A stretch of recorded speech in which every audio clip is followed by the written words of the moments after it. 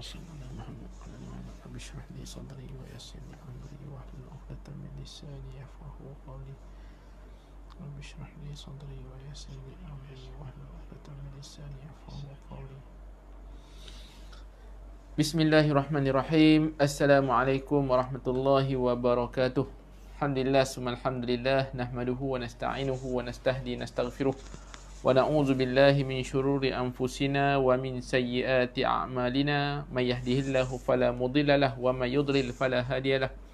Asyhadu an la ilaha illallah wa asyhadu anna Muhammadan abduhu wa rasuluh. Allahumma rabbi shrah li sadri wa yassir li amri wahlul 'uqdatam min lisani yafqahu qawli, amma ba'. Sama-sama kita mulakan pertemuan malam ini dengan bacaan umul kitab Al-Fatihah. Bismillahirrahmanirrahim. Alhamdulillahirabbil alamin. Ar-Rahmanir-Rahim. Maliki yaumiddin. Iyyaka na'budu wa iyyaka nasta'in. Ihdinas siratal mustaqim. Siratal ladzina an'amta 'alaihim ghairil maghdubi 'alaihim waladdallin. Amin. Alhamdulillah, alhamdulillah, kita rafa' syukur pada Allah Subhanahu Wa Taala, masih lagi dipanjangkan umur, diberikan kesihatan, ditambahkan kenikmatan, dapat sama-sama kita berada pada hari, pada waktu, pada saat yang diberkati oleh Allah Subhanahu Wa Taala pada malam hari, sementara menanti untuk solat Isyak. Saya kira beberapa minit sahaja lagi kita ambil sedikit masa pada malam ini untuk menelusuri motivasi daripada kitab Jadid Hayatak karya Syekh Muhammad Al-Ghazali kepada kita untuk sama-sama dijadikan panduan. Sebagaimana yang saya pernah ulang sebut kepada tuan-tuan dan puan-puan, sehebat-hebat manusia di atas muka bumi ini, saat mereka diuji oleh Allah Subhanahu Wa Taala dalam sesuatu ujian kehidupan, mereka lari.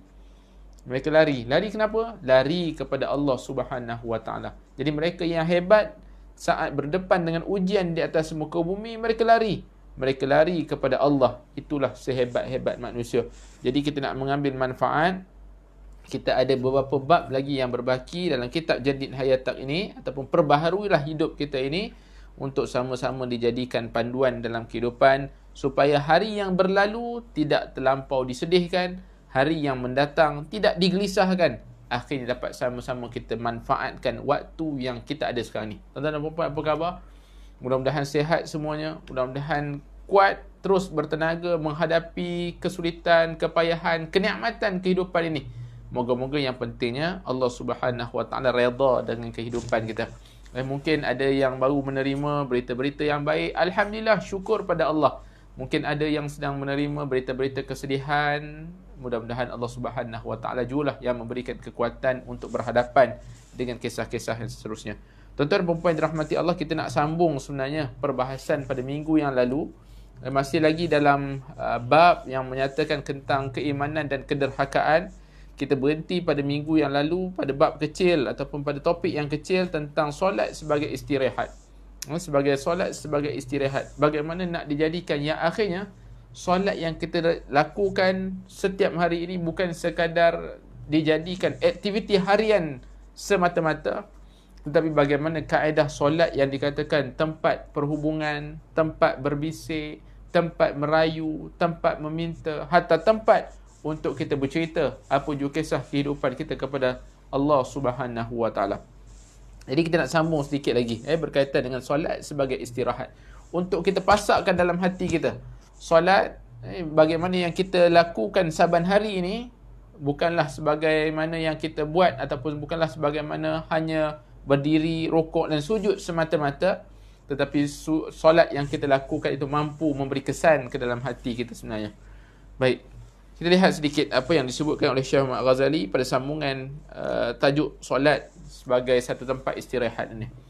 Kebaikan apa lagi yang akan didapati apabila bangun daripada tidur? Hal pertama yang difikirkannya adalah menemui Tuhannya dan memohon pertolongannya. Pertama, Syekh Muhammad Ghazali nak bawakan kepada kita supaya kita menyedari apa lagi yang hebat daripada kita bangun akhirnya memikirkan Allah Subhanahu Wa Taala.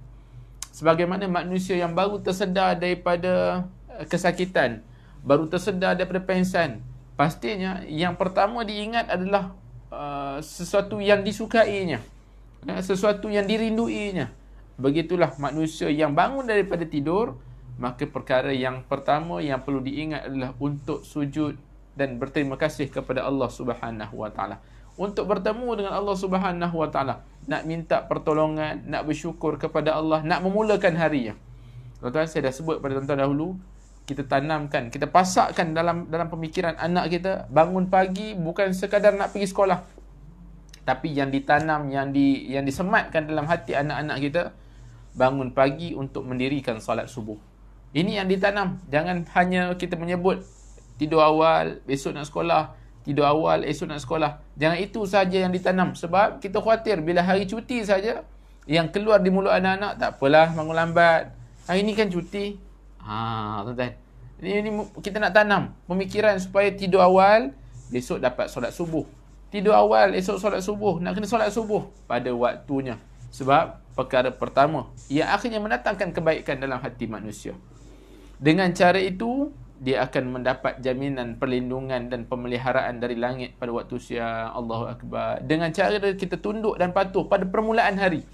Kita bangun pagi-pagi, saya yakin dan percaya yang sedang mengikuti kita ni, yang tekan butang share dan sebagainya, alhamdulillah kita di kalangan manusia yang solat. Seandainya ada sahabat-sahabat kita yang baru nak berjinak-jinak dengan solat, jangan rasa terpinggir dan sebagainya. Pintu rahmat Allah terbuka luas. Ayo sama-sama kita perbaiki kualiti solat kita.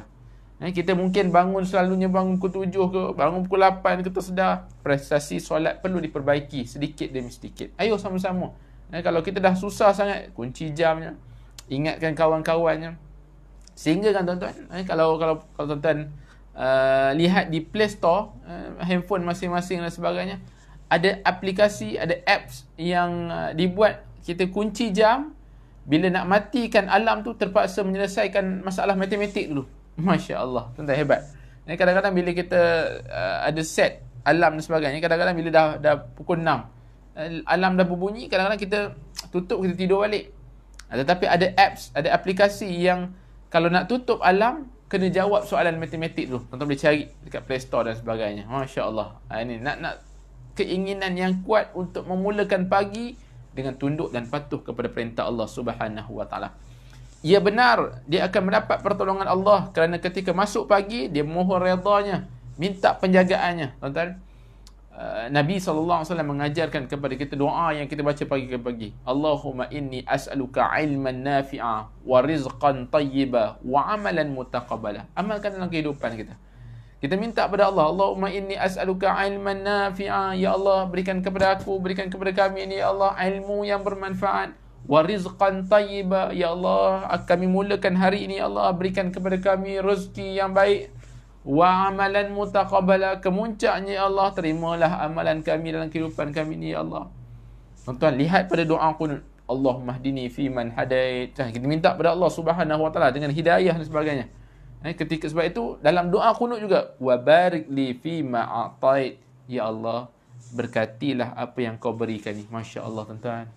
Kita minta Allah berkati umur, berkati anak-anak, berkati pekerjaan, berkati. Allahu Akbar. Andai Allah berkati, maka Allah akan tambah banyak nikmat-nikmat dalam kehidupan kita. Bukankah indah bila memulakan hari dengan solat?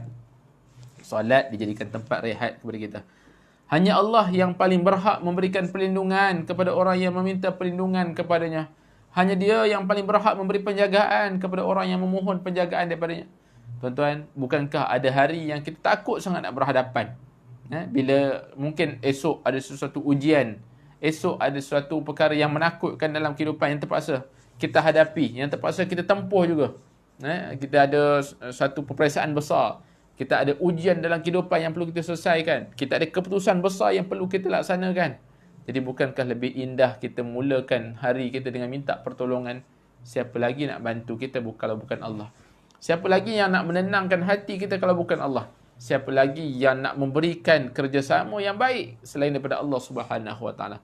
Jadi letakkan seketika ketakutan kepada makhluk itu, meletakkan hati makhluk juga Allah Subhanahu wa taala yang pegang. Masya-Allah.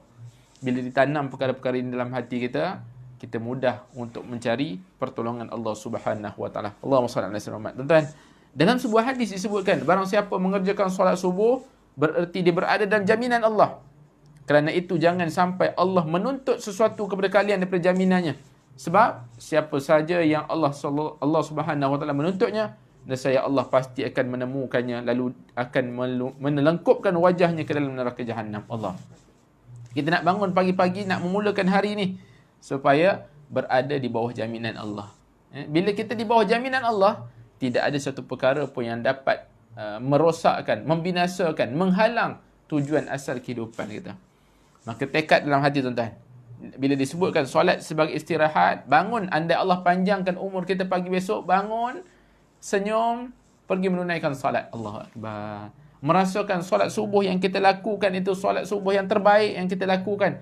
Akhirnya mendatangkan jaminan Allah. Kita nak pergi ke pasar, besok nak pergi ke pasar, besok nak pergi ke program-program, ada yang nak pergi kayuh basikal, ada nak pergi beriadah, bersukan, piknik dengan keluarga dan sebagainya. Siapa lagi yang nak memberikan jaminan terbaik selain daripada Allah Subhanahu wa taala?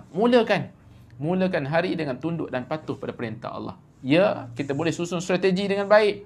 Tapi seandainya bila kita berada di bawah jaminan Allah, andai ada sesuatu yang berlaku sekalipun, maka diri kita mudah untuk redha dengan ketentuan Allah Subhanahu wa taala. Allah perancang yang terbaik. Kita boleh merancang, tapi perancangan yang terbaik itu datang daripada Allah Subhanahu wa taala. Terima kasih sahabat-sahabat yang bersama pada malam ini. Ahlan wa sahlan. Saya ucapkan terima kasih kepada yang tekan butang kongsi, butang share dan sebagainya. Mudah-mudahan bertambah manfaat dalam kehidupan masing-masing. Inilah perintah Allah Subhanahu wa taala kepada manusia. Dia akan memuliakan orang yang memulakan harinya dengan mendirikan solat subuh, lalu pergi bekerja sehingga dia sentiasa berada di dalam pelindungannya dan pemeliharaannya. Kita antara hikmah pensyariatan solat, akhirnya kita berada di bawah pemeliharaan, di bawah penjagaan Allah Subhanahu wa taala. Bukankah itu lebih menggembirakan? Bila 24 jam dijaga oleh Allah, dipantau oleh Allah Subhanahu wa taala, bukankah itu satu perkara yang menyelamatkan diri kita, menenangkan diri kita walaupun berhadapan dengan ujian yang besar? Ibnu Umar radhiyallahu anhuma meriwayatkan bahawa Nabi sallallahu alaihi wasallam bersabda, barang siapa menunaikan solat subuh, bererti dia telah berada dalam jaminan yakni pelindungan Allah Subhanahu wa taala. Jadi jangan sekali-kali kita merosakkan jaminan Allah. Barang siapa yang merosakkan jaminan Allah, maka Allah akan mencarinya kemudian menelengkupkan wajahnya di neraka Allah. Dikisahkan bahawa Al-Hajjaj pernah menyuruh Salim ibn Abdullah untuk membunuh seorang lelaki. Setelah bertemu si lelaki sasarannya, Salim bertanya, adakah kau sudah menunaikan solat subuh? Sudah, jawab si lelaki. Lalu Salim pergi meninggalkan lelaki itu, kemudian pulang menghadap Al-Hajjaj tanpa hasil. Al-Hajjaj bertanya, kenapa tak bunuh? Salim jawab, ayahku pernah mengatakan bahawa dia mendengar Rasulullah SAW sabda, barang siapa solat subuh maka harinya berada dalam pelindungan Allah. Masya-Allah, tabarakallah. Tuan-tuan, jadi aku tak akan membunuh orang yang berada di bawah pelindungan Allah Subhanahu wa taala. Ini contoh yang disebutkan oleh Syekh Umar Al-Ghazali kepada kita. Apabila melihat beberapa ungkapan yang menggambarkan hubungan Allah Subhanahu wa taala dengan hamba-Nya yang ikhlas, kita akan mendapati bahawa Allah Subhanahu wa taala tidak hanya memasukkan hamba tersebut dalam penjagaan dan pemeliharaan, tapi juga menempatkan di tempat yang mulia dan menyatakan bahawa orang yang menyakitinya ialah musuhnya. Tengok tuan-tuan. Bila kita lakukan solat subuh dengan ikhlas, bukan sekadar kita duduk di bawah jaminan Allah, di bawah pelindungan Allah Subhanahu wa taala, tapi Allah sebut dalam hadis qudsi, Allah kata, barang siapa yang memusuhi kekasihku, aku nyatakan perang kepadanya. Maksudnya apa? Siapa yang menyakiti, siapa yang memusuhi, maka seolah-olah memusuhi Allah Subhanahu wa taala. Lihat bagaimana backup besar, bagaimana satu jaminan yang hebat daripada Allah Subhanahu wa taala. Kemudian menjadi kekasih Allah bererti menambah kualiti kebergantungan kita kepadanya. Bila Allah kasih kepada kita, bila kita jadi kekasih Allah Subhanahu wa taala, dengan arti kata bila kita banyak buat amal soleh, Allah akan sayang kepada kita. Tuan-tuan baca dalam Quran, innallaha yuhibbul muhsinin, innallaha yuhibbut tawwabin. Allah suka orang yang bertaubat, Allah suka orang yang buat kebaikan, Allah suka orang yang banyak tentang ciri-ciri yang disukai oleh Allah Subhanahu wa taala. Pilih dalam kehidupan kita. Andai kita nak disayangi oleh Allah Subhanahu wa taala, nak jadi manusia yang disayangi oleh Allah Subhanahu wa taala, mulakan hari dengan baik, mulakan hari dengan kesyukuran, mulakan hari dengan solat. Mudah-mudahan kita duduk di bawah jaminan Allah Subhanahu wa taala. Allah Subhanahu wa taala sangat memuliakan orang yang menyandarkan kehidupan dan semua urusan kepadanya. Berbaloi kan? Bila kita banyak bersandar dengan Allah Subhanahu Wa Taala, minta pada Allah, ya Allah, hari ni nak bekerja, ya Allah, tolong ya Allah, jaga keluarga ya Allah. Ya Allah, aku tinggalkan isteri dan anak-anakku di rumah, ya Allah, tolong jaga ya Allah. Ya Allah, isteriku bekerja di tempat sekian, suamiku, ya Allah, suamiku kerja di tempat sekian, tolong jaga dia ya Allah. Sebab itu antara pesanan terbaik, sangat mungkin kita nak pergi kerja tempat lain, isteri kita nak pergi kerja tempat lain, antara pesanan yang terbaik yang boleh kita berikan, kalau suami pesan kepada isteri, ayang, tolong jadi pekerja yang bertakwa. Ataupun si isteri pesan kepada suami, abang tolong jadi pekerja yang bertakwa. Pesanan takwa ni, selamat bertakwa ya, selamat bertakwa. Masya-Allah. Bukan sekadar pesan, kadang-kadang pesan jangan tak makan ya. Ni ada bekal ni. Makan nanti ya. Allah, itu pesanan yang bagus juga, tapi selitkan juga. Jadi pekerja yang bertakwa. Jadi suami yang bertakwa. Bila ada ketakwaan dalam hati, maka sukar untuk diusik ataupun dihanyutkan oleh perintah-perintah yang tidak diredai oleh Allah Subhanahu Wa Taala.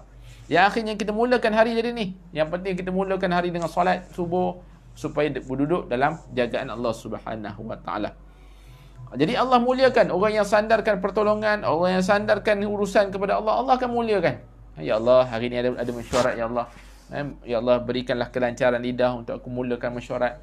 Ya Allah, berikanlah idea-idea yang baik untuk kami sama-sama berbincang dalam mesyuarat. Letakkan semuanya pada Allah SWT. Allah muliakan kita, tuan-tuan. Kita lemah, Allah kuatkan kita. Kita miskin, Allah kayakan kita. Kita tak ada apa-apa ni, tuan-tuan, kecuali Allah lah yang banyak memberikan bantuan kepada kita. Maha baiknya Allah Subhanahu Wa Taala. Kerana amat memuliakan hamba-Nya yang tunduk dan berserah diri kepadanya, Dia menyatakan bahawa orang yang bergaul dengan hamba-Nya bererti bergaul dengannya. Allah. Makna itulah yang terkandung dalam hadis berikut. Nabi SAW bersabda, kelak pada hari kiamat Allah berfirman, wahai manusia, aku sakit tapi kamu tak menjengukku. Manusia bertanya, ya Tuhan kami, bagaimana kami harus menjengukmu sementara engkau Tuhan semesta alam? Allah menjawab, hamba-Ku si fulan sakit dan engkau tidak menjenguknya. Tidakkah engkau tahu apabila menjenguknya maka kau akan mendapati aku bersama dengannya? Allahu Akbar. Allah berfirman lagi, wahai manusia, aku minta makan kepadamu tapi engkau tak beriku makan. Mereka berkata, ya Tuhan kami, bagaimana kami nak memberimu makan sementara engkau Tuhan semesta alam? Allah menjawab, hamba-Ku si fulan datang meminta makan kepadamu tapi engkau tidak memberinya. Tahukah engkau apabila memberinya makan maka engkau akan mendapati hal itu di sisiku? Allah berfirman lagi, wahai manusia, aku memberi minum kepadamu tapi engkau tak memberiku minum. Mereka menjawab dengan soalan yang sama. Allah berkata, hamba-Ku si fulan datang meminta minum kepadamu tapi engkau tak memberinya. Tahukah kau apabila memberinya minum maka kau akan mendapati hal itu di sisiku? Lihat, dengan melakukan sesuatu perkara yang disukai oleh Allah Subhanahu Wa Taala, ada kebersamaan Allah Subhanahu Wa Taala dengan kita. Maka kita usahakan dalam kehidupan kita. Inilah yang disebut ketakwaan. Buat apa yang Allah suruh, meninggalkan segala larangan-larangan yang telah digariskan oleh Allah Subhanahu Wa Taala. Dialog yang mengagumkan ini, kata Syekh Muhammad Ghazali, menjelaskan bagaimana Allah Subhanahu Wa Taala memuliakan kelompok orang yang memiliki hubungan kuat dengan Allah. Tengok orang susah, merasakan bahawa kita perlu lakukan sesuatu nak mengundang kasih sayang Allah. Tengok orang yang meminta-minta, kita jadi manusia yang pemurah kerana Allah sukakan sifat pemurah. Tengok orang yang memerlukan nasihat, bila kita berikan nasihat kerana Allah Subhanahu Wa Taala sukakan manusia-manusia. Ad-dinun nasihah. Bila ada orang yang memerlukan minuman, kita berikan minuman. Bila semuanya akan mendatangkan kasih sayang Allah Subhanahu Wa Taala. Sehingga Allah menganggap perilaku memuliakan mereka sama seperti memuliakannya. Jadi tuan-tuan, setiap orang setinggi mana pun darjatnya di sisi Allah Subhanahu Wa Taala tak akan pernah terlepas daripada ujian berat dan pasang surut kehidupan yang kadang-kadang menyakitkan. Dash, tutup tuan-tuan. Ni nak sebutkan kepada kita ni. Walaupun darjat tinggi di sisi Allah, tidak akan terlepas. Ini kena letak dalam hati kita. Jangan rasa seolah-olah bila kita darjat dah tinggi maksudnya kita dah buat apa yang Allah suruh, seolah-olah tak akan ada ujian. Itu silap. Itu silap. Kadang-kadang kesilapan manusia memberontak, dirasakan bila tiba-tiba ujian datang, dirasakan kenapa aku yang kena? Aku ceramah, aku solat, aku buat baik, aku beri orang makan, aku beri orang minum, kenapa aku yang kena? Allahu Akbar, tuan-tuan. Ini dikata ni. Tidak akan terlepas daripada ujian berat. Sebab pasang surut kehidupan yang kadang-kadang menyakitkan. Perhatikan. Umar Ibn Khattab radhiyallahu anhu, penguasa paling adil yang pernah dikenali di dunia. Beliau dibunuh secara zalim. Ia, tokoh besar ini telah mengalami apa yang ditetapkan oleh Allah Subhanahu Wa Taala akan menimpanya.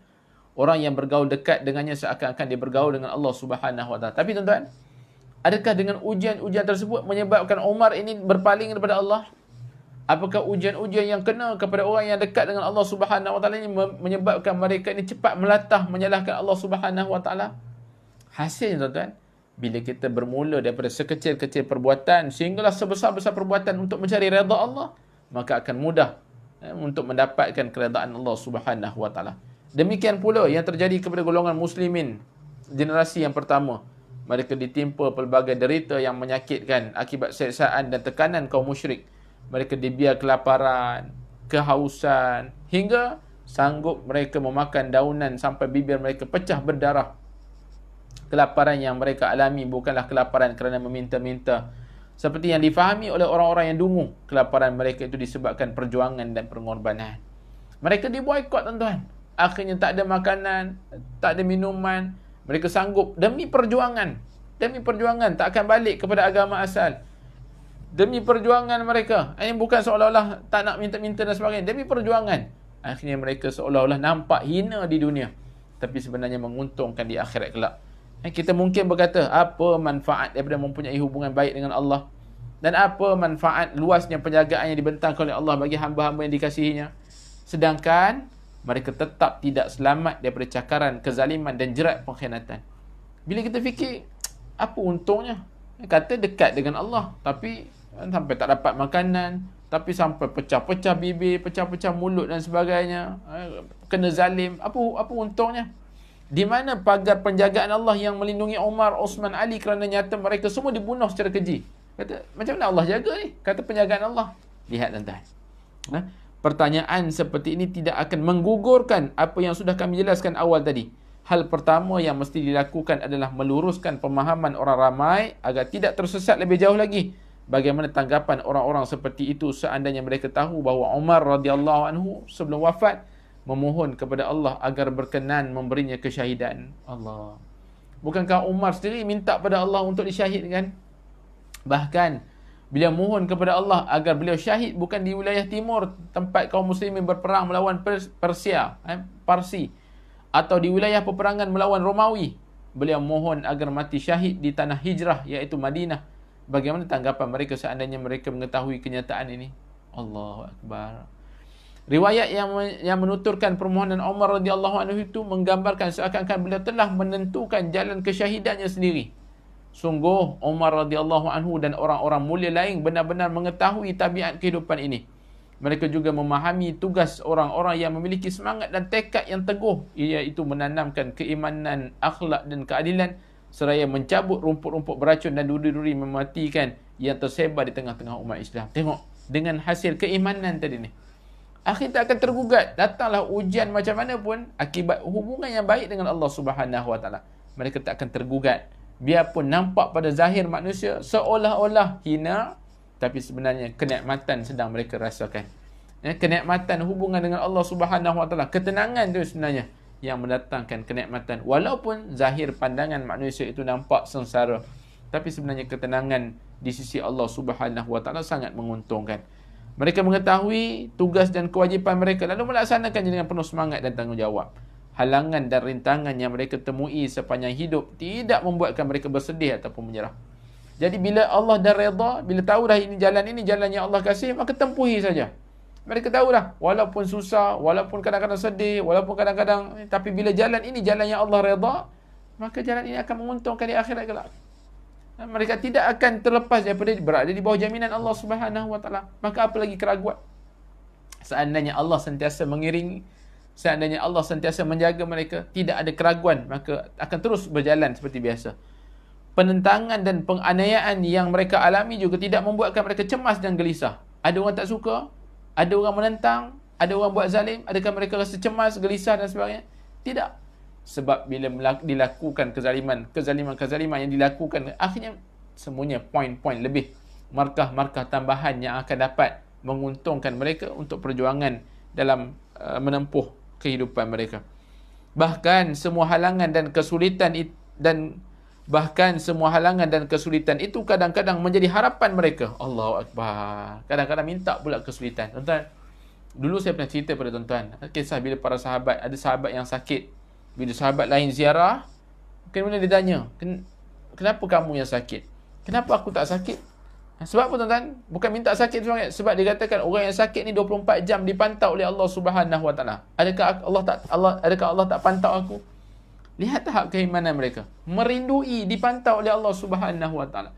Merindui untuk sentiasa Allah bersama dengan mereka. Allahu Akbar. Ini perasaan-perasaan yang tergambar. Doa yang dipanjatkan Umar radhiyallahu anhu, atau seperti pernyataan Socrates setelah dihukum mati dengan cara diracun.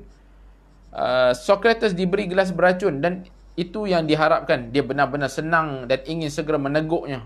Ini perasaan yang Umar bukan minta mati tuan-tuan, tapi berdoa pada Allah Subhanahu Wa Taala supaya hubungan dengan Allah makin akrab. Berdoa agar mati di jalan Allah Subhanahu Wa Taala. Ini yang dikatakan hidup mulia atau mati sebagai syuhada. Dua pilihan kehidupan kita tuan-tuan. Kita nak jadi hidup kita mulia ataupun nak minta kepada Allah Subhanahu Wa Taala agar nanti husnul khatimah. Allah Akbar. Inilah kemanisan yang dirasakan. Bila kita dah tahu jalan ini jalan yang Allah jamin, jalan ini jalan yang diredai oleh Allah, datanglah apa jua rintangan sekalipun, mudah-mudahan Allah redha dengan kita, cukuplah. Kami mesti menjelaskan sisi-sisi takdir yang tampak menyakitkan dan memberatkan ini. Kami tegaskan bahawa semua kesulitan dan penderitaan itu tidak serta-merta menunjukkan kebencian dan kekerasan Allah kepada mereka. Yakin dan pastilah tuan-tuan. Bila kita buat sesuatu, sebab tu dimulakan tadi ni. Bila kita solat subuh, dah jaga dah solat subuh cantik-cantik. Dah jaga solat zuhur cantik-cantik. Solat sebagai istirahat. Tapi dengan melakukan amalan-amalan ketaatan, masih tidak terlepas daripada asam garam kehidupan. Kita akan diuji. Tetapi dengan ujian-ujian ini, sesekali pun, sikit pun tidak ada kebencian ataupun kekerasan yang Allah nak tekan kepada kita. Jadi kena ingat. Bukan sebab adanya ujian, adakah Allah benci pada aku? Tidak. Ini nak menambahkan lagi kasih sayang Allah Subhanahu Wa Taala kepada kita. Tidak ada sekelumit pun kebencian ataupun kekerasan. Ingat balik, bila kita diuji oleh Allah Subhanahu Wa Taala, tanamkan dalam hati kita, la yukallifullahu nafsan illa wus'aha. Allah tak akan bebankan kepada kita melainkan atas kemampuan kita. Tuan-tuan, ayat ini mungkin mudah dilafazkan waktu kita sedang santai sebegini. Tapi sedang diuji oleh Allah Subhanahu Wa Taala. Ayat inilah yang perlu kita imani sedalam-dalamnya. Allah tak akan uji melainkan benar-benar kita mampu. Benar-benar kita mampu. Kadang-kadang terkeluar di mulut kita ni perkataan-perkataan, ya Allah, dah tak larat lagi dah, ya Allah, tolonglah ya Allah. Kalimah-kalimah sebegitu, ya, kalimah-kalimah manusiawi. Tapi yakinlah dalam hati kita. Yakinlah dalam hati kita. Perasaan gelisah sekalipun akan mendatangkan keberuntungan. Gelisah. Kan, perasaan gelisah kita ni mendatangkan keberuntungan. Perasaan-perasaan rasa gelisah, saya tak ingat, memang ada hadis Nabi SAW yang menyebutkan tentang perasaan-perasaan sebegini. Wabasyiris sabirin. Akan ada berita gembira daripada Allah Subhanahu Wa Taala. Ketika Allah Subhanahu Wa Taala berkehendak menimpakan semua derita itu kepada mereka sesuai dengan hukum alam yang menjadi asas kehidupan, maka Allah akan melakukannya. Namun di atas redha atas diri mereka dan sangat senang berbuat kepada mereka. Sebagaimana dalam firman Allah Subhanahu Wa Taala dalam hadis qudsi, barang siapa merendahkan kekasihku, maka dia telah menyatakan perang melawanku. Aku tak pernah aku tidak pernah ragu-ragu melakukan sesuatu yang aku pelakunya, seperti keraguanku saat hendak mencabut nyawa hamba-Ku yang beriman. Dia benci kematian dan aku tidak mahu menyakitinya, sementara kematian itu pasti terjadi. Lihat, Allah Subhanahu Wa Taala pastinya tidak akan membebankan, tidak akan membenci, membuat satu kekerasan, hukuman-hukuman seandainya kita berada di jalan yang diredai oleh Allah Subhanahu Wa Taala. Menakjubkan.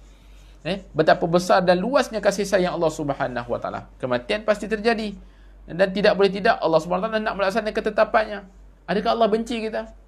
Kita dah buat ketaatan banyak dah, tapi bila dah sampai ajal kita, adakah Allah menunjukkan kekerasan pada kita sebab nak cabut nyawa? Tidak. Pastinya lebih dekat hubungan dengan Allah Subhanahu Wa Taala. Pastinya Allah nak balas setimpal dengan apa yang kita lakukan. Maka tuan-tuan dan puan-puan rahmati oleh Allah Subhanahu Wa Taala, jadikan solat sebagai satu bentuk untuk alat kita berkomunikasi, menambah erat dengan Allah Subhanahu Wa Taala. Suatu bentuk untuk kita memperbaiki hubungan dengan Allah Subhanahu Wa Taala. Ini yang disebutkan kepada kita. Namun sang hamba membenci kematian.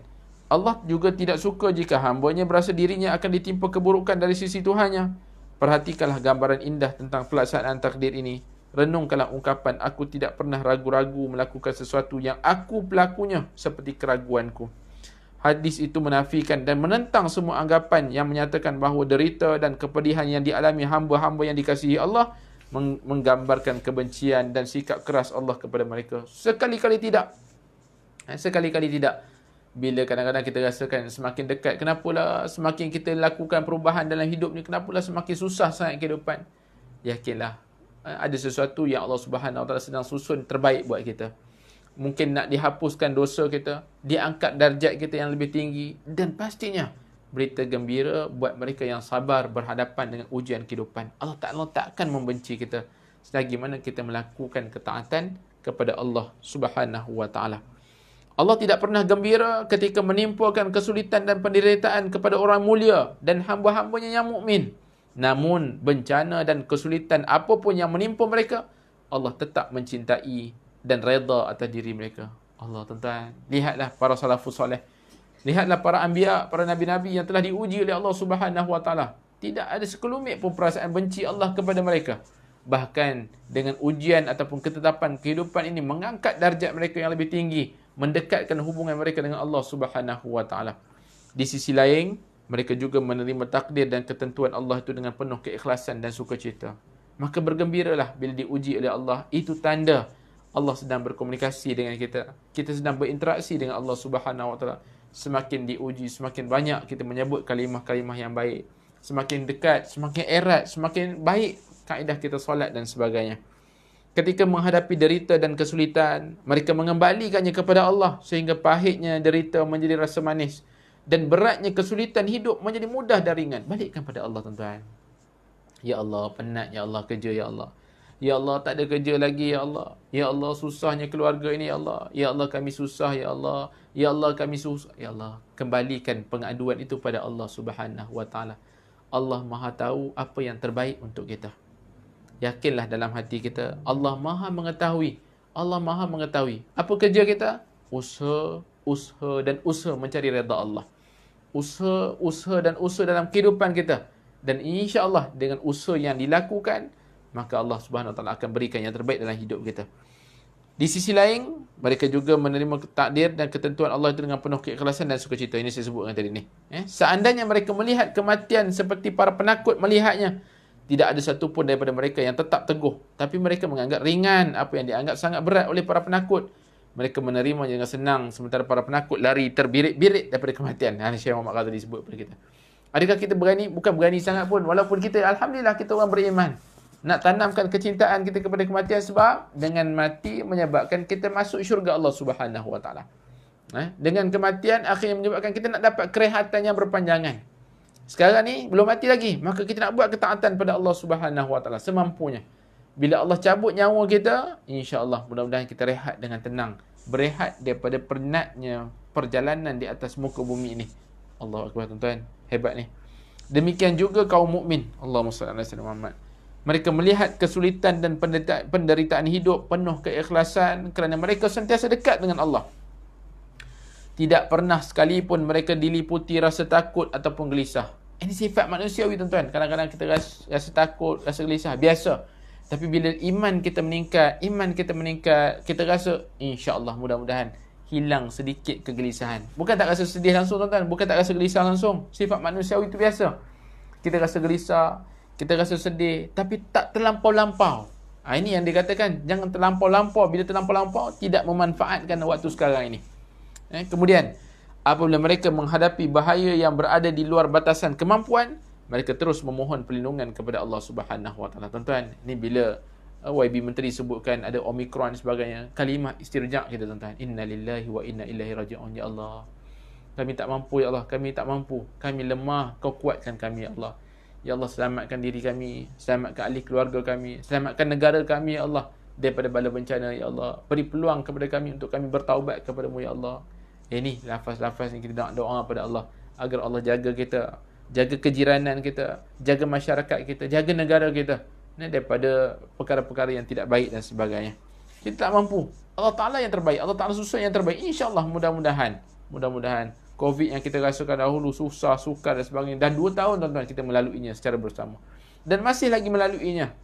maka kita nak minta pada Allah Subhanahu Wa Taala, ya Allah, berikanlah yang terbaik dalam kehidupan kami, ya Allah.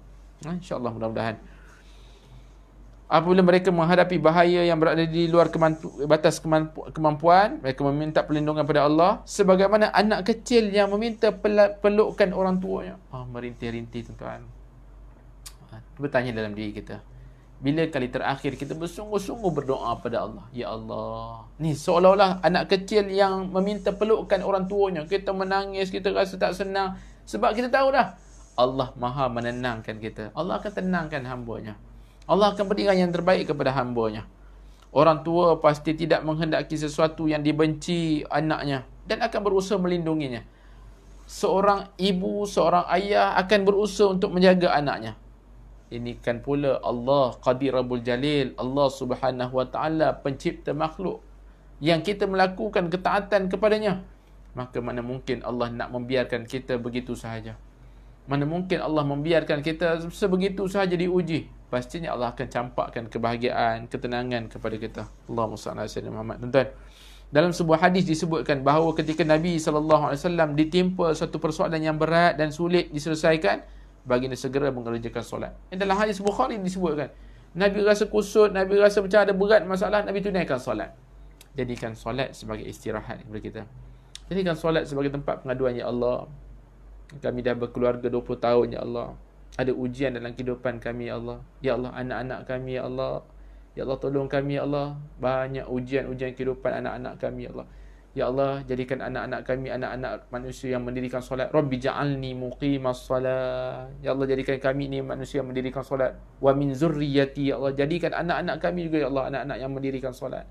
Kami risau, ya Allah. Zaman sekarang kami risau, ya Allah, anak-anak kami. Mereka berkawan, ya Allah. Mereka ada gadget. Banyak sangat cabaran-cabaran, ya Allah. Bantu kami, ya Allah. Bagaimana pengaduan kita kepada Allah Subhanahu Wa Taala. Diungkapkan, disebutkan oleh Dale Carnegie, mengatakan, mengapa iman kepada Tuhan dan menyandarkan diri kepadanya mendatangkan kedamaian, ketenangan dan ketabahan? Kenapa? Inilah yang diungkapkan oleh seorang tokoh barat, William James. Dia mengatakan, meskipun ombak bergulung-gulung hebat di permukaan laut, itu tidak sedikit pun mengeruhkan tenangnya dasar lautan. Allah. Begitu pula keadaan orang yang imannya kepada Tuhan sangat mendalam. Gelombang kesulitan hidup yang sementara tidak akan menggoyahkan kedamaian dan ketenangannya. Orang yang benar-benar beragama takkan ditimpa gelisah, selalu mampu menjaga keseimbangan dan sentiasa siap menghadapi apa pun yang menimpanya. Pokok pangkalnya apa, tuan-tuan? Keimanan kepada Allah Subhanahu Wa Taala. Bila iman kita kuat kepada Allah Subhanahu Wa Taala, akar kita kuat, insya-Allah datanglah apa jua badai sekalipun, maka ketenangan yang telah dipasakkan dalam hati kita tidak akan tergugat. Jadi, mengapa kita tidak menghadap Tuhan apabila ditimpa kecemasan? Mengapa kita tidak menghubungkan diri kepada kekuatan maha dahsyat yang menguasai semesta ini? Jika anda tidak tergerak untuk berdoa, lantas berpasrah diri dan menghadap kepadanya, berarti anda bukan orang beragama. Allah, ini satu templakan, tuan. Satu templakan. Kalaulah ujian dah macam-macam datang kepada kita, masih lagi tak terpacu keluar di mulut kita ni untuk kita berdoa, untuk kita merintih kepada Allah, maka seolah-olah kita bukan orang yang beragama. Allah Akbar, tuan-tuan. Kita namanya Muhammad kat depan, Abdul kat depan, Nur kat depan, Siti kat depan. Kita beragama dengan agama Islam. Bila datang banyak ujian dalam kehidupan, kalau kita rasa macam kita yang kuat, kita sombong, tuan-tuan. Kita sombong dengan Allah Subhanahu Wa Taala. Maka duduklah, rintihlah pada Allah, mintalah pada Allah. Itu tanda kita beragama. Akhirnya Allah dengar rengekkan kita, Allah dengar rintihan kita. Allah akan berikan yang terbaik kepada kita. Sebab itu disebutkan ada keutamaan doa dan solat bagi orang-orang yang beriman. Setelah kita rasakan bahawa solat tadi tempat istirahat, dan ada keutamaan doa dan solat bagi orang beriman. Dalam Islam, kata Syekh Muhammad Ghazali, solat memiliki dua maksud. Ya, maksud umumnya dan juga maksud khusus. Pertama, solat adalah kewajipan rohani yang ditunaikan pada waktu tertentu setiap hari dan terdiri daripada beberapa gerakan termasuk bacaan, puji-pujian, ketundukan, tanzih, pembersihan, rukuk, sujud, berdiri, dia punya pergerakan semuanya sesuai apa yang telah digariskan dan ditentukan oleh pembuat syariat, yakni Allah Subhanahu Wa Taala. Solat juga merupakan salah satu tiang pendiri Islam. Rukun Islam yang wajib dikerjakan oleh Muslim. Solat harus dikerjakan dengan tunduk yang dengan hati yang tunduk dan ikhlas. Solat bagaikan nutrisi bagi tubuh. Solat bagaikan nutrisi. Bila kita rasa lemah, lesu, bila kita mendirikan solat, seolah-olah baru lepas kita mengadu dengan Allah. Ya Allah, aku penat ya Allah. Akhirnya ada sedikit energi dalam badan kita. Solat bagaikan nutrisi. Barang siapa menjaganya, maka agamanya dan juga imannya terjaga. Dia anggap sah dan benar. Selain akan mendapat ampunan dan redha Allah, selain daripada mendapat ampunan dan redha Allah, maka keimanannya akan semakin bertambah. Namun, siapa yang meremehkannya, padahal dia mengetahui kebenaran dan buah manisnya, bererti dia telah bersiap sedia menerima kehancuran dan kebinasaan. Tuan-tuan, kita ajari kita, pelihara keluarga kita, untuk sama-sama merasai kenikmatan salat ini. Ia perkara yang perlu dimujahadahkan. Tidak semudah diretorikkan. Dan tidak semudah dilafazkan saja. Solat baik, solat bagus, solat... Bukan. Kita memerlukan mujahadah untuk timbulkan keinginan, untuk timbulkan keseronokan, kelazatan, kenikmatan dalam mendirikan solat. Nabi SAW bersabda, solat 5 waktu itu diwajibkan oleh Allah. Barang siapa memperelokkan wuduknya, mengerjakan solat pada awal waktu, menyempurnakan rukuk, sujud dan ketundukannya, maka dia mendapat jaminan ampunan dari Allah. Sempurnakan tuan-tuan. Sempurnakan kedudukan pergerakan kita. Semakin kita meningkat umur, semakin kita memperbaiki kualiti solat kita. Bukankah kita nak mendapatkan kekhusyukan solat dalam kehidupan kita? Tuan-tuan, ini bukan nak bahaskan tentang fiqh solat dan sebagainya. Itu tuan-tuan perempuan boleh pergi ke kelas-kelas lain. Mungkin insyaAllah saya akan buat nanti. Tetapi bagaimana nak meletakkan bahawa solat mampu memperbaiki, mendapat keampunan Allah Subhanahu Wa Taala dengan diperbaiki, dibuat dengan penuh kesempurnaan. Rukuknya sempurna, sujudnya sempurna, dilakukan dengan sempurna. Dan barang siapa tidak mengerjakan itu, maka dia tidak mendapat jaminan apa-apa daripada Allah. Apabila berkehendak, Allah akan mengampuninya, dan bila tidak, Allah akan mengazabnya. Kita sangat takut, tuan-tuan. Bila Allah Subhanahu Wa Taala berpaling daripada kita, maka tidak ada apa lain doa. Bila Allah dah mula berpaling dengan kita, sebab itu antara doa yang baik juga, ya Allah, bila kita berdoa kepada Allah, ya Allah, jangan kau palingkan wajahmu daripada melihat kami, ya Allah. Jangan kau palingkan wajahmu daripada yang kau benci untuk melihat wajah kami, ya Allah. Minta pada Allah Subhanahu Wa Taala. Ya Allah Muhammad. Adapun orang yang mengabaikan solat kerana kerana pengingkaran dan penghinaan, maka dia tidak layak disebut orang beriman ataupun beragama. Solat kadang-kadang juga bermaksud sebagai doa. Sebagai doa. Ensis disebut kat sini, istilah Jermannya, pada diri sendiri. Setiap kali dibingungkan oleh keperluan hidup, kerisauan, keinginan, diancam penyakit, dicemaskan oleh krisis, seseorang biasanya akan segera bangkit menghadap Allah, memohon bantuan dan rahmatnya. Tuan-tuan, kalau kita diajar mungkin di sekolah-sekolah dulu kan, bila kita nak exam, kita solat, kita solat hajat. Dan itu fitrah manusia. Bila ditekan, akhirnya minta pada Allah, ya Allah, tolong ya Allah, kami nak exam, ya Allah, anak-anak kami nak exam, ya Allah. Akhirnya kita akan balik pada Allah Subhanahu Wa Taala. Doa dari ni. Islam mengajarkan ratusan doa yang berisi semua yang diinginkan dan diperlukan manusia. Seperti mohon selamat daripada bahaya, mendapat nikmat, doa-doa diajarkan dalam Quran dan juga hadis-hadis Nabi SAW kepada manusia. Banyak sangat doa-doa, tuan-tuan.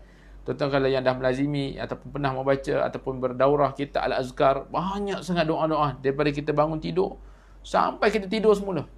Diajarkan kepada kita banyak doa-doa yang ditinggalkan oleh Nabi SAW. Banyak juga doa-doa dalam Quran. Mereka yang tinggal memanjatkannya kepada Allah Subhanahu Wa Taala, mereka hanya tinggal memanjatkannya kepada Allah Subhanahu Wa Taala sebab dah banyaklah yang ditinggalkan oleh Nabi SAW dan juga yang disenaraikan dalam Quran. Setiap kali mereka ditimpa perasaan cemas, gelisah, takut dan semisal.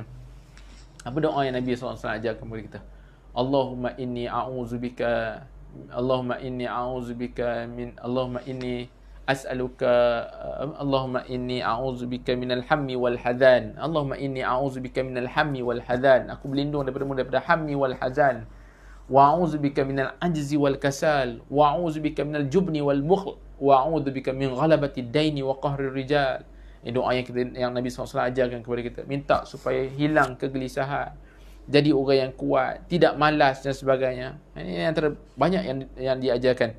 Allah Subhanahu Wa Taala mencintai seorang hamba yang sentiasa meminta sesuatu yang memang layak baginya dan meminta kemurahan hatinya berkehendak kepadanya. Allah.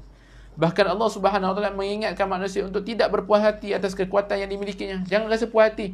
Jangan rasa bila dah selalu melazimi dengar kuliah, melazimi untuk solat berjemaah, kita rasa dah macam seolah-olah dah puas hati dah. Jangan. Tapi nak ada perasaan untuk sentiasa memperbaiki dan sentiasa nak buat lagi kebaikan. Tak puas dengan kebaikan-kebaikan. Tuan-tuan, kalau kita tengok sifat solat Nabi, baca bacaan-bacaan apa yang Nabi baca, pastinya lebih hebat lagi. Panjang rokok Nabi sama dengan Nabi berdiri, panjang Nabi sujud sama dengan Nabi rokok. Masya-Allah. Yang kita baca Subhanarabbiyal Azim, ada lagi doa-doa yang panjang. Maka kita nak cuba menghafal, membaca doa ketika berjalan, doa ketika pakai pakaian, doa ketika buka pakaian. Allahumma salli ala sayyidina Muhammad. Tuan-tuan, ini bagaimana keinginan untuk kita memperbaiki kualiti ibadah kita di hadapan Allah Subhanahu Wa Taala.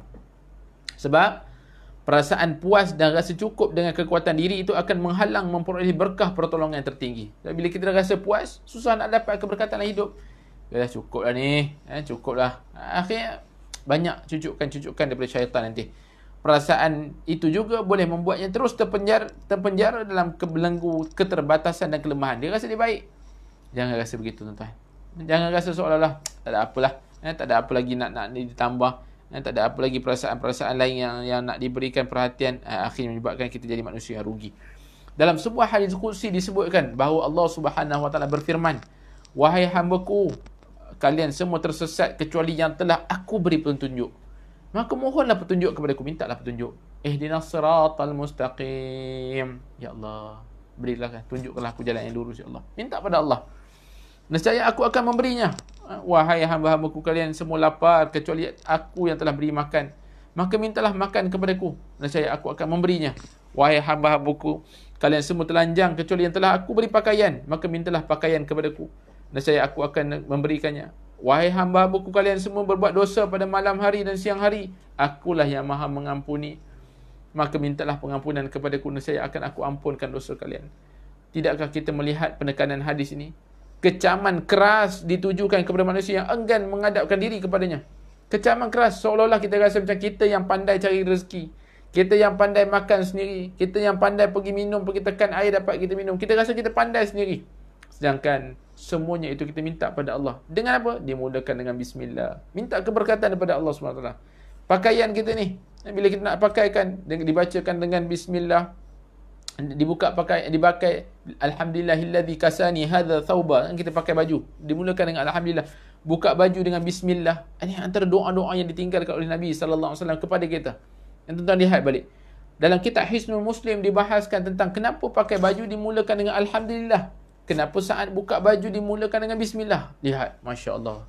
Ini antara banyak kelebihan-kelebihan doa-doa yang diajarkan oleh Nabi sallallahu alaihi wasallam kepada kita. Dan kecaman daripada hadis ni, kecaman keras kepada manusia yang enggan menghadapkan diri kepada Allah. Tak nak minta kekuatan, tak nak serahkan diri kepada Allah. Tidak ada yang terhalang daripada memperoleh semua keutamaan daripada Allah tersebut kecuali orang yang celaka dan nista. Nabi SAW bersabda, janganlah kalian malas berdoa kerana tidak ada seorang pun yang menjadi binasa disebabkan oleh doa. Dalam hadis yang lain, doa adalah perisai orang mukmin, tonggak agama dan cahaya langit dan bumi. Dalam hadis yang lain, sesungguhnya Allah Maha Hidup dan Maha Pemurah. Ketika hamba menadahkan kedua tangannya memohon kepada Allah, dia rasa malu jika harus mengembalikannya dalam keadaan kosong dan hampa. Hadis riwayat Tirmizi yang lain meminta kepada Allah anugerah-anugerahnya, kerana sesungguhnya Allah gembira apabila dimintai, dan ibadah paling utama adalah bersabar menunggu kelapangan daripada Allah. Tuan-tuan, Allah bersifat dengan sifat yang Maha memberi. Maka saat kita meminta tak akan sama dengan minta kepada manusia. Manusia makin kita minta, setiap hari kita minta akan menimbulkan kebosanan dan sebagainya. Bayangkan, kita ada seorang kawan yang kaya. Kalau setiap hari kita datang minta, hari ni nak beras, esok nak tepung, nak duit, nak kereta, nak kenderaan, nak itu, nak ini, akan mendatangkan kebosanan bagi manusia. Tapi tidak sekali-kali bagi Allah. Tidak sekali-kali bagi Allah. Bahkan Allah merindui untuk kita sentiasa minta, dan memang Allah SWT akan memberi. Dan kita tahu konsep doa, saat Allah tidak memberi, itu juga pemberian terbaik daripada Allah Subhanahu Wa Taala. Sebab kita manusia yang lemah. Saat Allah tidak memberi, itu juga pemberian yang terbaik daripada Allah Subhanahu Wa Taala kepada kita. Maka kita akan cepat redha melihat ketentuan yang Allah Subhanahu Wa Taala berikan kepada kita. Sebagai rumusan, tuan-tuan, kita bahaskan panjang, saya rasa 3 minggu. Dalam rumusan antara keimanan dan kederhakaan ini, ada 4 kesimpulan yang Syekh Muhammad Ghazali sebutkan kepada kita. Yang pertama, seorang mukmin tak akan duduk berdiam diri ketika menghadapi krisis keimanan yang melanda diri, masyarakat dan sekitarnya. Dia akan cuba berusaha nak cari redha Allah Subhanahu Wa Taala, untuk serahkan diri kepada Allah. Dua, tujuan utama Islam adalah meluruskan akidah dan ibadah. Umat terdahulu hanya kenal Allah dengan pengetahuan yang sempit dan salah faham, iaitu sekadar kembali kepada Tuhan apabila ditimpa kesusahan, bagi mengusir duka, menghapus kesedihan dan mengembalikan ketenangan jiwa. Allah mengecam orang yang hanya menumpukan hati dan perbuatannya saat mereka berada dalam situasi sukar. Allah kecam orang yang hanya ingat Allah waktu susah saja, tapi waktu senang Allah lupakan Allah. Tiga, derita dan kepedihan yang dialami bukan menggambarkan kebencian dan sikap keras Allah Subhanahu Wa Taala. Bencana dan kesulitan apapun yang menimpa, Allah Subhanahu Wa Taala tetap mencintai. Ingat, apapun yang melanda kita, bila kita buat apa yang Allah suka, itu bukan tanda kebencian Allah. Bila kita dah melaluinya ataupun kita dah berada on track, kan, yang disukai, kita tengah buat apa yang Allah redha ni, apa yang disukai oleh Allah, tapi masih lagi diuji, itu bukan tanda kebencian ataupun kekerasan yang Allah timpakan kepada kita. Melainkan itu hanya lumrah kehidupan, asam garam kehidupan yang akhirnya meningkatkan darjat kita di sisi Allah Subhanahu Wa Taala. Jadi orang mukmin ketika menghadapi derita dan kesulitan, balikkan kepada Allah Subhanahu Wa Taala, sehingga pahitnya derita rasa manis, beratnya kesulitan jadi ringan. Dan yang terakhir, yang keempat, Allah mencintai seorang hamba yang minta pertolongan dan rahmatnya. Banyak-banyakkan berdoa kepada Allah. Wallahu alam. Kita berhenti dekat situ dulu tuan-tuan. InsyaAllah ada kelapangan waktu, ada masa nanti kita akan bahaskan pada minggu hadapan spiritual Rasulullah sallallahu alaihi wasallam. Bagaimana yang dikatakan jiwa yang Nabi sallallahu alaihi wasallam ajarkan kepada kita. Sebab kita dah lihatlah solat sebagai tempat untuk kita berehat. Kita nak lihat bagaimana yang dikatakan oleh Nabi sallallahu alaihi wasallam, bagaimana jiwanya, spiritualnya, kekuatan kerohanian yang diajarkan oleh Nabi sallallahu alaihi wasallam kepada kita agar mendapat hati yang bersih, hati yang kuat untuk berhadapan dengan kehidupan. InsyaAllah mudah-mudahan perkongsian yang ringkas pada malam ini memberikan kekuatan kepada saya, memberikan kekuatan kepada tuan-tuan perempuan yang mengikuti untuk terus bekerja keras mencari redha Allah, mencari rahmat Allah Subhanahu Wa Taala. Mudah-mudahan nama saya, nama kita semua dimasukkan sebagai senarai ahli syurga yang akan mendapat rahmatnya di akhirat kelak. Amin amin ya rabbal alamin. Saya ucapkan terima kasih kepada tuan-tuan dan perempuan yang berkongsi, yang tekan butang share, yang ramai-ramai mengikuti. Tuan-tuan, kalau ada persoalan dan apa-apa, boleh saja diutarakan di ruangan chat box dan sebagainya. Mudah-mudahan kita semua diberikan kekuatan oleh Allah Subhanahu Wa Taala. Mari sama-sama kita akhiri dengan bacaan doa. Bismillahirrahmanirrahim. Allahumma inna nas'aluka ilman nafi'a wa rizqan tayyiba wa amalan mutaqabbala. Allahumma faqihna fid din wa 'allimna ta'wil. Allahumma faqihna fid din wa 'allimna ta'wil. Allahumma faqihna fid din wa 'allimna ta'wil. Sallallahu alaihi wasallam Muhammad wa ala alihi wa sahbihi ajma'in. Walhamdulillahi rabbil alamin. Aqulu qawli hadza wa astaghfirullahal azim li wa lakum. Wassalamualaikum warahmatullahi wabarakatuh. Yang mana belum mendirikan solat Isyak, ayuh sama-sama kita tunaikan solat Isyak.